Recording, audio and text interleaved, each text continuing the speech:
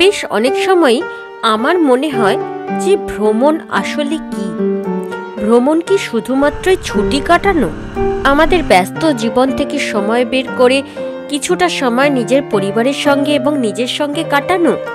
আমাদের পরিবেশকে জানা, প্রকৃতিকে জানা, নাকি তার থেকেও বেশি কিছু? আমার মনে হয় তার থেকেও বেশি কিছু। প্রত্যেকটা জায়গারই কিছু গল্প থাকে। সেই গল্পগুলোই যেন সেখানের ইতিহাসকে জীবন্ত করে আমাদের সামনে তুলে ধরে। আর কে না জানে, ইতিহাস আমাদেরকে ভবিষ্যতের জন্য তৈরি করে। এই ইতিহাসকে জেনেই তো আমরা ভবিষ্যতে আমাদের জন্য সঠিক সিদ্ধান্ত নিতে পারি। কাল যখন আমরা এই সেলুলার জেলের লাইট অ্যান্ড সাউন্ড শো দেখেছিলাম, তখন এই সেলুলার জেলের সম্পর্কে বহু তথ্য জানতে পেরেছিলাম।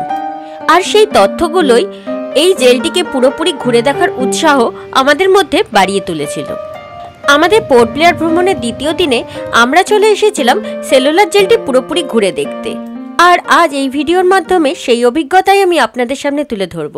নমস্কার বন্ধুরা, আমার নাম রাজশ্রী, আর আমার বাংলা ইউটিউব চ্যানেল পথে পথে ভ্রমণে আপনাদের সকলকে স্বাগতম। চলুন শুরু করা যাক।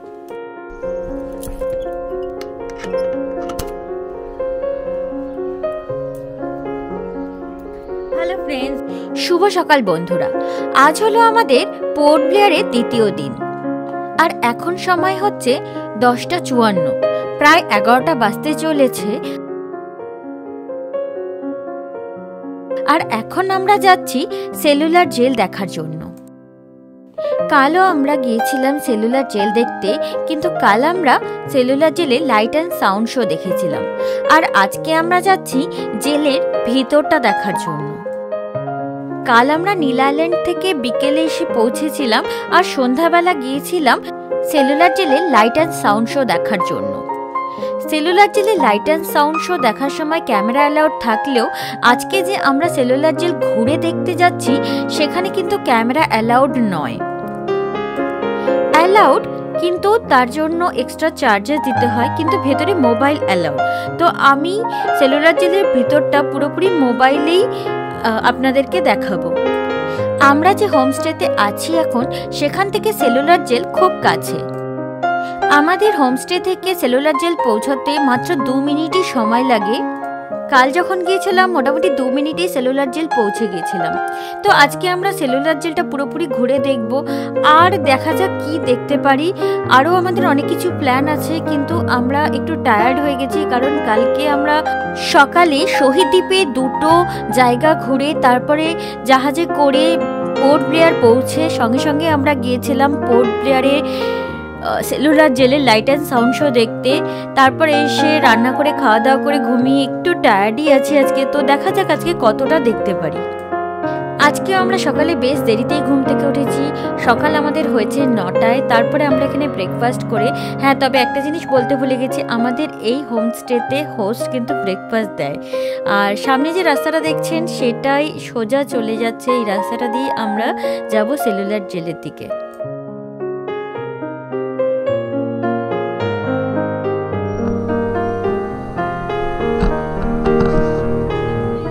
চলুন আপনাদেরকে দেখাই রাস্তাটা কতটা সুন্দর।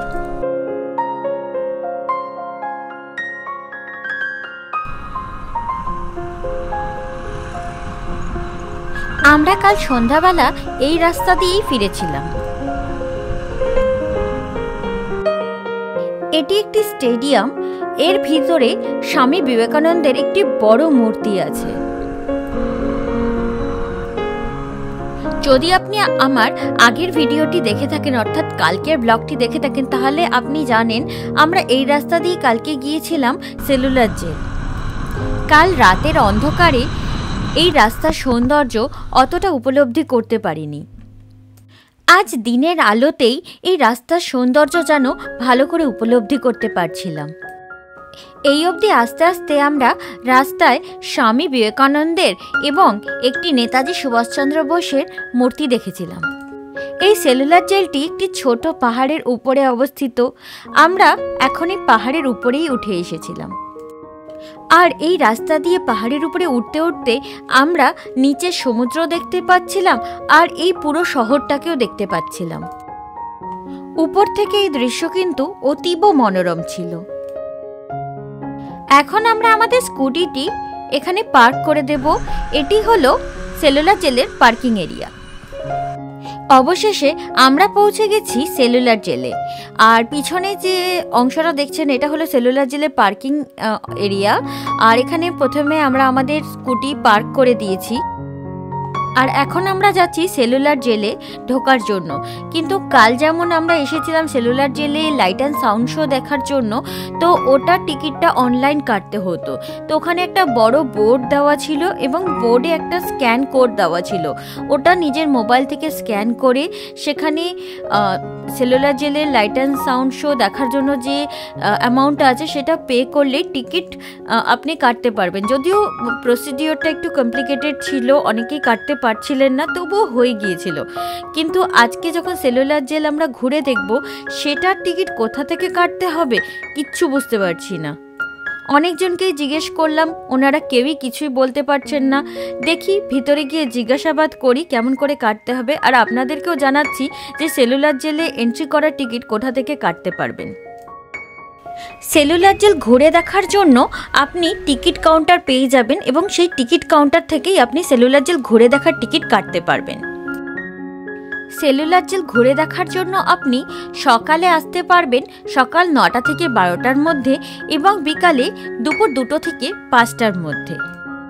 সেলুলার জেল ঘুরে দেখার জন্য ভারতীয়দের লাগে 30 টাকা প্রতিজন এবং বিদেশিদের লাগে 100 টাকা প্রতিজন। সেলুলার জেলে ঢুকে আমরা প্রথম এই ঘরটিতে এসেছিলাম দেখার জন্য। এখানে প্রচুর ছবি এবং প্রচুর তথ্য ছিল। সেলুলার জেল কবে তৈরি হয়েছিল, কিভাবে তৈরি হয়েছিল, এখানে থাকা বন্দীদের বিষয়ে এবং তাদের কেমন অবস্থায় বা ছিল, তাদের মুক্তির জন্য কী কী করা হয়েছিল, এই সমস্ত বিভিন্ন বিষয়ে প্রচুর তথ্য এখানে ছিল।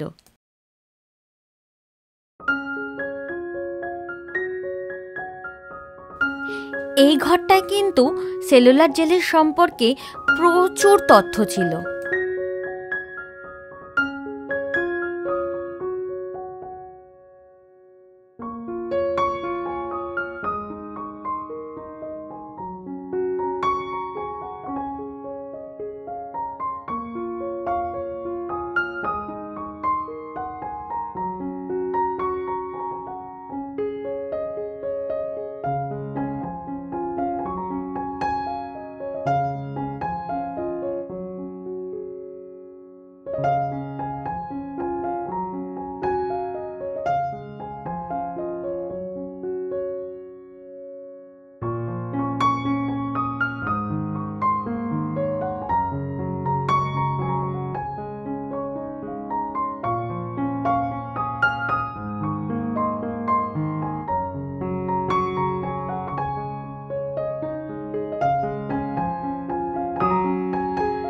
সেলুলার জেলে ঢুকতেই আপনি আপনার হাতের ডান দিকে এবং বাম দিকে দুদিকে দুটি ঘর দেখতে পাবেন, যেগুলি তথ্যের ভাণ্ডারে সমৃদ্ধ। প্রচুর ঘটনাকে এখানে ছবির মাধ্যমে এবং বিভিন্ন রকম তথ্যের মাধ্যমে দেখানো হয়েছে। এই দুটি মিউজিয়াম থেকে বেরোলেই আপনি সামনে এই জায়গাটা দেখতে পাবেন যেখানে এই সেলুলার জেলের লাইট অ্যান্ড সাউন্ড শোটা হয়। এই হলো সেই সিটগুলি যেখানে বসে সকলে লাইট অ্যান্ড সাউন্ড শো দেখে। আর সেলুলার জেলের যে ওয়াল অর্থাৎ দেওয়াল, সেখানে কিন্তু লাইট অ্যান্ড সাউন্ড শোটা করা হয়।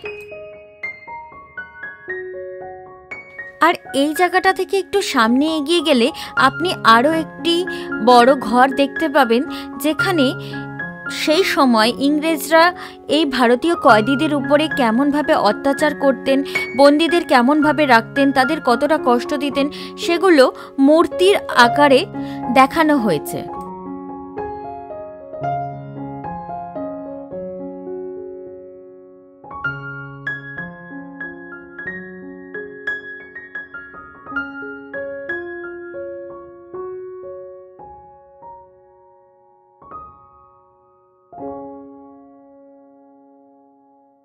এখন আমরা একটু সামনের দিকে এগিয়ে যাব সেলুলার জেলের ভেতরের অংশগুলো দেখার জন্য, অর্থাৎ ঘরগুলো দেখার জন্য।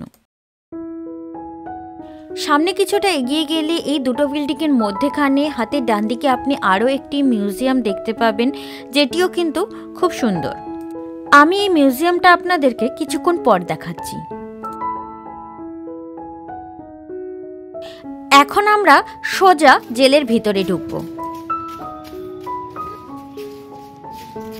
এই জেলটি অনেকটা সাইকেলের চাকার মতো দেখতে। একটা মধ্যের অংশ থেকে 7টা স্পোকের মতন 7টা বিল্ডিং বেরিয়ে গেছে, কিন্তু 7টা বিল্ডিংয়ে আপনি এখন যেতে পারবেন না। এই 7টা বিল্ডিংয়ের মধ্যে এখন মাত্র 3টা বিল্ডিংই অবশিষ্ট আছে। এই 3টি বিল্ডিংয়ের মধ্যে যে বিল্ডিংয়ে বীর বিনায়ক দামোদর সাভারকরের সেলটি রয়েছে, সেই উইংটি অবশ্যই ভিজিট করবেন।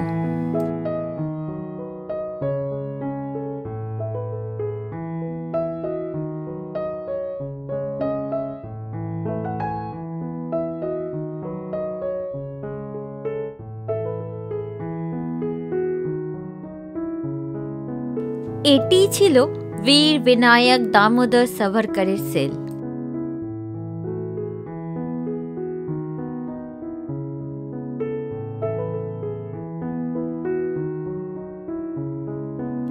যদিও এটি একটি সেলই ছিল, কিন্তু এটি খুব সুন্দরভাবে সাজানো ছিল।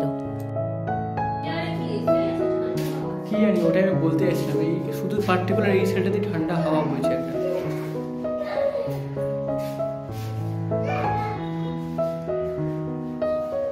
সাভারকরের ব্যবহৃত প্রচুর সামগ্রী এই সেলের মধ্যে রাখা ছিল। আপনি এখানে ওনাকে অনুভব করতে পারবেন।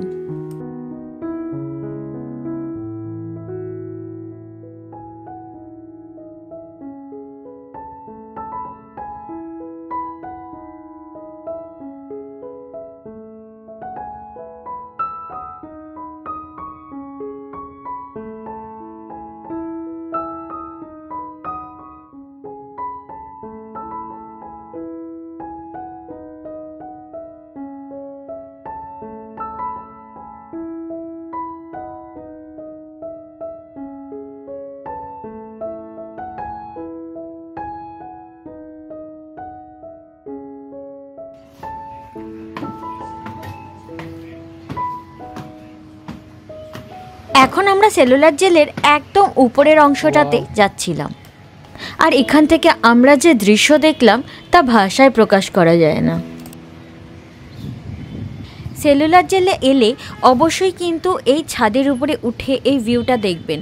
সামনে যে আইল্যান্ডটি দেখছেন, এটি হলো রস আইল্যান্ড। আর এই উপর থেকে সমুদ্রের মাঝে রস আইল্যান্ডকে দেখতে কিন্তু অসাধারণ সুন্দর লাগে। তাই এই ভিউটা এখানে কিন্তু সবচেয়ে বড় প্রাপ্তি।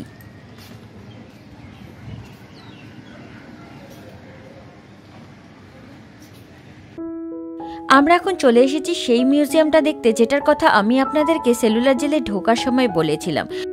সেলুলার জেলে 2টি স্পোকের মতো বিল্ডিংয়ের মধ্যেখানে আছে এই মিউজিয়ামটি। এখানে ওই সময়ের বিভিন্ন জায়গার ছবি আছে।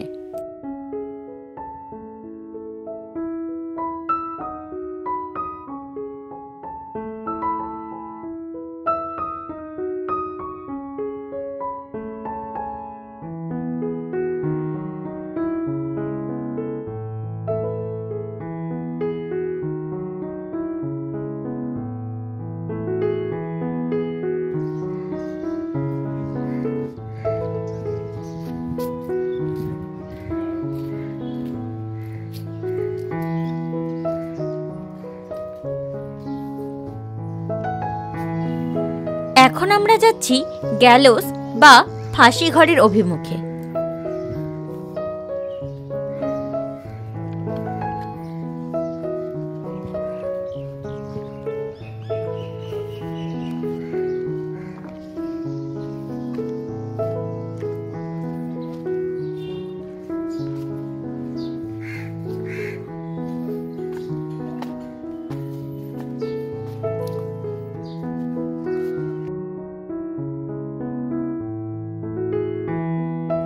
এই জায়গাটা কিন্তু সত্যিই খুব বেদনাদায়ক ছিল, মনকে ভারাক্রান্ত করে তুলছিল।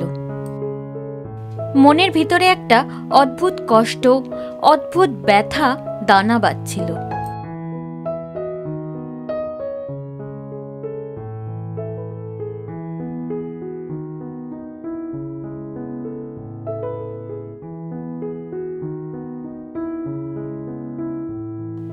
এখন আমরা সেলুলার জেল দেখে বেরিয়ে পড়েছিলাম, আর এখন আমরা যাব মেরিন পার্ক। সেলুলার জেলটি পাহাড়ের উপরে, আর পাহাড় থেকে নিচে নামলেই সমুদ্রের ধারে এই মেরিন পার্ক। আমরা পাহাড় থেকে নিচে নেমে এই মেরিন পার্কেই ঢুকলাম।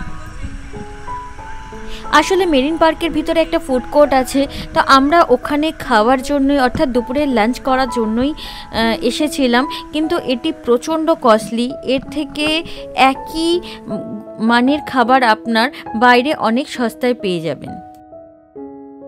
এখানে আসলে প্রচণ্ড গরম, তাই আমরা ভেবেছিলাম এখানে একটু জুস বা এরকম ফলের রস জাতীয় কিছু খাবো, কিন্তু এখানে এই মেরিন পার্কের ভিতরে যে রেস্টুরেন্টটা আছে এখানে প্রচণ্ড মানুষকে ঠকাচ্ছে।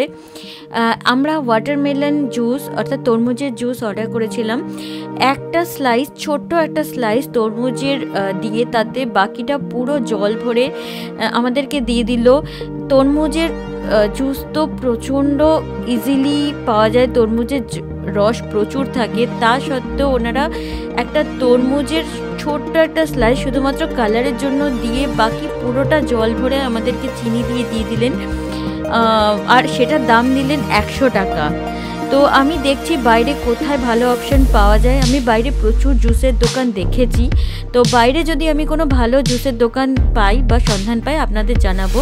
তবে বাকি কোনো খাবারের কথা আমি বলতে পারবো না, কারণ আমি সেগুলো টেস্ট করিনি। অন্য কোনো ফুডের ক্ষেত্রে ওনারা কেমন কোয়ালিটি প্রোভাইড করছেন সেটা আমি বলতে পারবো না।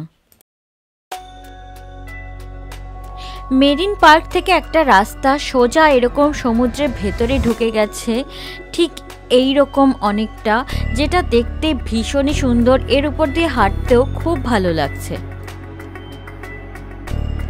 আমরা এখন মেরিন পার্কের ভিতরে যে রাস্তাটা ঢুকে গেছে তার উপর দিয়ে হেঁটে হেঁটে যাচ্ছি। এই জায়গাটা ভীষণই সুন্দর। এই রাস্তার ডান দিকে প্রচুর নৌকাগুলো দাঁড়িয়ে আছে, আর সামনে একটা মূর্তি রাখা আছে। সব মিলিয়ে জায়গাটা কিন্তু ভীষণ সুন্দর।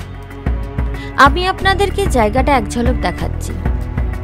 আপনি পোর্ট ব্লেয়ার থেকে যে কোনো ট্যুরেই যান না কেন, সেটা রস আইল্যান্ড হোক বা নর্থ বে আইল্যান্ড হোক বা নেতাজি সুভাষচন্দ্র বোস আইল্যান্ড হোক, আপনাকে এই মেরিন পার্ক থেকেই নৌকায় উঠতে হবে।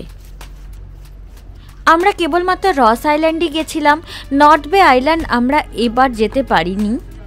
রস আইল্যান্ডের ভিডিও পরে আসবে, ওটি একটু ভীষণই ছোট্ট ট্যুর। আর আপনি এখান থেকে সোজা দেখলে সামনে, একদম চোখের সামনে যে দ্বীপটি দেখতে পাচ্ছেন সেটি কিন্তু রস আইল্যান্ড। রস আইল্যান্ডটি পোর্ট ব্লেয়ার থেকে খুব কাছে, এবং এই মেরিন পার্ক থেকে আপনি নৌকা পাবেন রস আইল্যান্ড যাওয়ার জন্য। রাজীব গান্ধীর এই মূর্তির পেছনে আপনি যে দ্বীপটি দেখতে পাচ্ছেন সেটি হলো রস আইল্যান্ড। এটি হলো মাননীয় রাজীব গান্ধীর মূর্তি। যদি আপনার হাতে সময় থাকে তাহলে অবশ্যই এই মেরিন পার্কটি একবার ঘুরে দেখবেন। এখানে ঘুরতে কিন্তু বেশ ভালো লাগে। এই মেরিন পার্কের পাশে সমুদ্রের জলের রং কিন্তু ভীষণই সুন্দর, আর এখানকার জলে প্রচুর পরিমাণে মাছ আছে। এটি একটি জেটি এবং এটির নাম অ্যাবারডিন জেটি। এখানে উপর থেকেই আপনি জলের মধ্যে প্রচুর মাছ দেখতে পাবেন। আর এখানে এই মেরিন পার্কে বা অ্যাবারডিন জেটিতে ঘোরা কিন্তু সম্পূর্ণরূপে ফ্রি। আপনাকে এখানে ঘোরার জন্য কোনো চার্জ দিতে হবে না। আপনাকে শুধুমাত্র টিকিট কাটতে হবে যখন আপনি এখানকার কোনো নৌকা করে কোনো দ্বীপে ঘুরতে যাবেন। অবশেষে বাজারের মধ্যে আমরা খেয়েছিলাম খুব সস্তায় চিয়া সিডস দেওয়া লেবু জল, মাত্র 30 টাকা। আসলে এই আন্দামানে যেহেতু প্রচণ্ড গরম, তাই আপনাকে নিজের শরীরকে কিন্তু হাইড্রেটেড সবসময় রাখতে হবে। তাই ক্রমাগত আপনাকে জল এবং শরবত এই জাতীয় জিনিসপত্র কিন্তু খেয়ে যেতে হবে।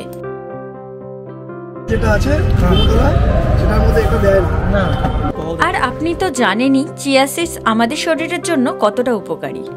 লেবু জল তো সব জায়গাতেই পাওয়া যায়, কিন্তু এই চিয়া সিডস দেওয়াটা আমার এখানে নতুনত্ব লাগলো।